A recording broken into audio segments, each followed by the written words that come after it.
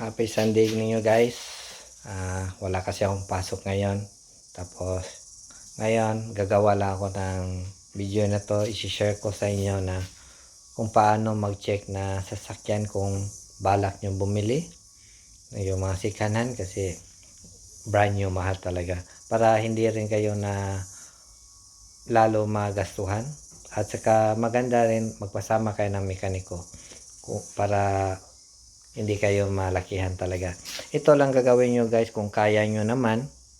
Yan, kung wala kayong kilala na mekaniko. Kasi una talaga, check ko yung radiator kasi hindi pa mainit yung makina, hindi pa nakaandar. Buksan ko lang to. Ito nakaandar na kasi to kanina eh. Yan. Yan, buksan nyo lang yan. Tapos, pag paanda nyo sa makina, pag lumabas yung coolant na yan, huwag nyo na lang ikunin yan guys. Kasi may problema yan sa loob sa makina. It means head gasket or cylinder head like that. Dapat yan talaga pag andarin nyo, lang talaga, flowing lang talaga yan guys. Recycle lang yung coolant. At saka, pangalawa, yung makina. Yan, makina, paandarin nyo lang yung makina ilang minuto. Yan, bang minute lang. Tapos, habang umandar, buksan nyo lang to. Radiator, yung cap sa oil cap. Yan, tapos tignan nyo na lang na walang pressure na lumalabas at saka usok. At saka walang langis na malakas lumabas. May iba din na sasakyan, may lumabas din na langis pero konti-konti lang dahil sa yan sa overhead cam na type na makina kasi kailangan din na langis yung dito sa mga chain yan.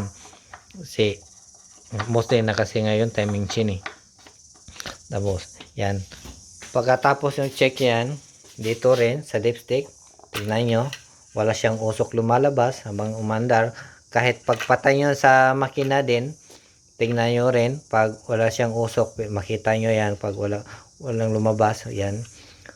Pag mayroon lumabas, wag nyo na rin yan bilihin kasi blow by yan, may problema na yan sa loob sa piston ring nya or sa liner, ganun. Tapos wag kayo magpadala sabihin na na bago lang yang na langis, wala, okay, malinis yan, hindi gamit yan. Wag kayong padala guys. Kasi langis madali lang papalitan. Hindi nyo alam yung problema sa loob. Tapos sa transmission naman, yan, langis talaga pero hindi tayo magano sa langis. Ito ang gagawin natin sa transmission guys. Ituro ko sa inyo paano. Ito. Tapos yan. Start natin.